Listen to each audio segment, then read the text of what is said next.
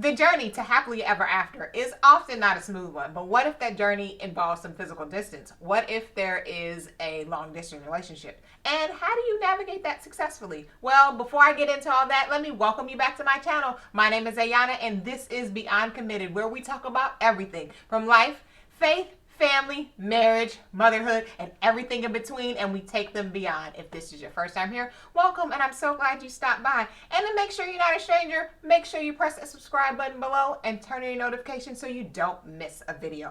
All right, now let's dive right in.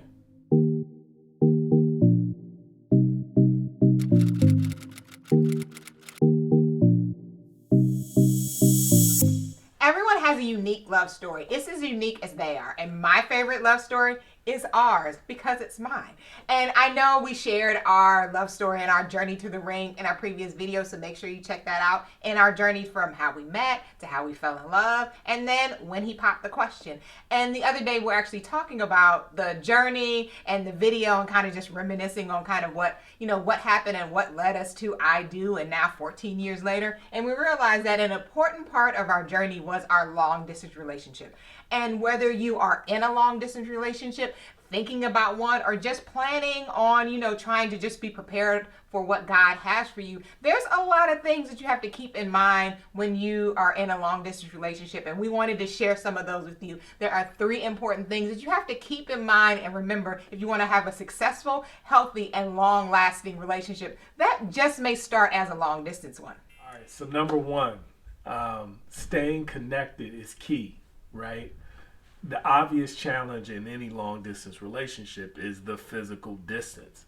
So I think one of the keys is being able to connect with your significant other mentally, emotionally, spiritually. Those are other avenues and ways to be connected to keep your relationship healthy. I know one of the keys for me, and it's funny, the irony looking back on this, when Ayanna and I were dating and having the distance, was the book, The Purpose-Driven Life, by Rick Warren, right? So as we kind of went our separate ways, I almost, and it's funny because at the time, I certainly was saved, but I wasn't operating or living in the church by any means, right? And so, I had something inside of me that said, hey, do this type of devotional thing to be able to connect, to see something bigger. And so I got Ayanna that book, and I bought her a Bible. And so we would have kind of these sessions, from week to week, really talking about our purpose, ideas, and other things. So it's got us to thinking about things really outside of ourselves. Yeah. And I would also say that was actually my first Bible, which was like my treasure, and I still have it, and it's my favorite Bible. I don't read it as much because it's like my prize, like one of my prized possessions. It is. It has like tabs in it, and it's just, I love it. But it was one of those things that at the time I didn't realize how important it was to kind of start that journey of my spiritual growth and my relationship with Christ, because it's often a separation between when you are saved and when you come to know Jesus and when you start walking and following him. And for me, that took a lot of years, but we'll save that whole kind of story for another video. But it's so important that as you grow in your relationship, in your romantic relationship, that you are spiritually connected as well, and that you're intentional about building that connection with God as you build your relationship with your significant other, or even your spouse, because even some people that are married don't necessarily live in the same place due to different circumstances, work, you can be in the military. I mean, there's so many different things that, life can throw at you, but it's like, okay, how can we be intentional about staying connected even if we're not physically by each other, making sure you have that spiritual connection, making sure you have that mental connection, like for us, just sharing the book with each other. And then over time we shared different things, and we would read different things, and sometimes we would watch shows together. So we would literally be sitting on the phone watching a TV show, miles and miles apart, but just sharing that connection between each other, not really focused on, okay, the fact that I'm sitting here on my couch alone and he's on his couch alone, but the fact that we were watching the same thing, could talk about the same thing, and be connected in that mental way was such a great thing for us at that time. And even now when he travels for work, and stuff, he'll be watching something and I'll be like, what are you watching? And sometimes I'll turn on the basketball game because that's what he's watching. So if he says something about somebody who made a shot or did this or did whatever, I can actually see exactly what he was talking about, and we can talk about it even though we're not in the same place. We're in the same place as far as in our mental. Yeah, that's really good because I think it allows an opportunity to share in an experience together. So again, you're still connected. So I mean, I would encourage you to do that. And like I said, I think a lot of that stuff earlier, I just give God the glory on that because it was kind of innate. Nobody told us to do it or think about it or made these suggestions. To me, it was logical and it kind of made sense to me at the time.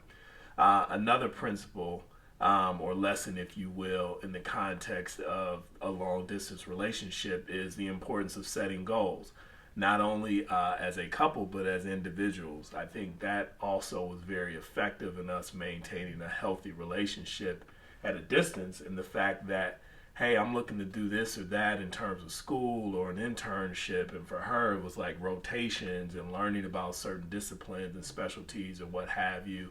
And then setting, couple goals in terms of, aspirations. What does the future look like? Where would you like to live? Where would you want to travel? How many kids would you want to have one day? All of these kinds of things that you learn about people along the way. And I think collectively those goals ultimately keep you motivated, keep you looking towards the future in anticipation. It's almost like, it's a hope deferred, if you will, which allows you, to be patient. It's like love is patient, right? So in the midst of that, you're not physically together, which can be challenging to just not hold her hand or be able to look in their eyes or, what have you, right? And so how do you fill in those other gaps and holes to stay connected and motivated in the midst of the distance? Yeah. And I think also when you're setting goals as far as individually and then your couple goals, it also motivates you to do things when you're not together. And it motivates you to get things done so you can start achieving your goals, even your couple goals that you can do by yourself. Because I know for us, we actually were engaged and still apart. Yeah. So it was, that was great. And I said yes. And I had the ring and all that. But then he got on a plane and I didn't. So it was like, okay, how do we maintain that? So it was trying to make sure that we were intentional about, okay, what goals were we setting outside of planning the wedding, which was a big goal and something that we were working on, working towards, but just making sure that, okay, I was being intentional with my days and my time for things that were important to me, but I also was mindful of things that were important to us, so that when us came back together, we were stronger now as we worked on each other and worked on different things by ourselves. Yeah. And I would say probably one of the last, lessons that you may find actually surprising is maintaining a level of independence. And you would probably think, well, I'm already independent. We're not together physically.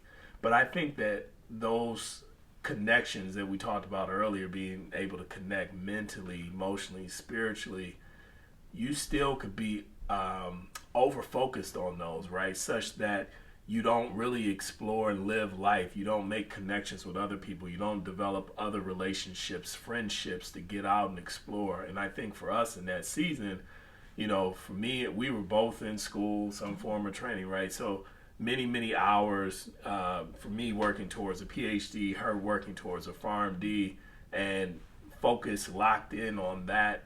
And so there's an intensity to it. And so to have a break, a reprieve, I don't want to just spend that time, what you doing? What time? Oh man, it's 12. You still up? Right? That's boring. That's not exciting, right? And so you need to get out, kind of explore whatever it is. For me, it was hanging out with friends, going out, hitting the club every now and again, playing basketball, hooping, hitting the weights at the gym, like mix it up. Whatever it is that you're into, do that.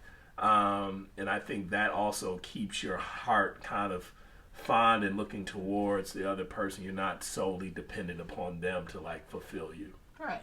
And I think it's also important for you as a couple going forward, because it's two become one. So if this long distance relationship ends up in marriage or you're already married, then you're one. Yes. But you are two whole people by yourself. And you have to maintain that, because God created you uniquely with different talents and gifts and things you want and your own goals and your own visions as an individual. So it's important that you are maintaining that in a way that is respectful and honoring of your relationship, but also is doing you, boo, because it's important, because there's so many different things that I'm just grateful that I held on to, that Eric supported me in as well, so that when we were together and when we're achieving all these things, I'm still Ayanna.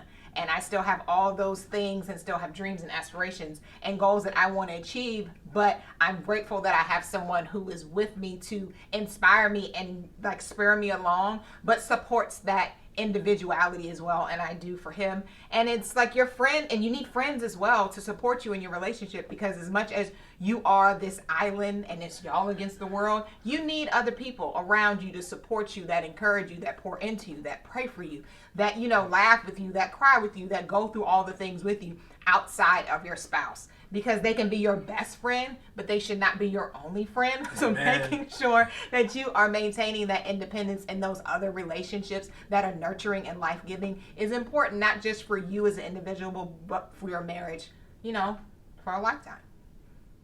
All right, that's it for today. I want to know, have you been in a long distance relationship? Are you thinking about one? And if you have, like, what helped you, or what did you think you could do better in? Let us know in the comment box below. And if you like this video, make sure you give it a thumbs up, and make sure you press that subscribe button and turn on your notifications so you don't miss a video. All right, now, until we see you again, bye.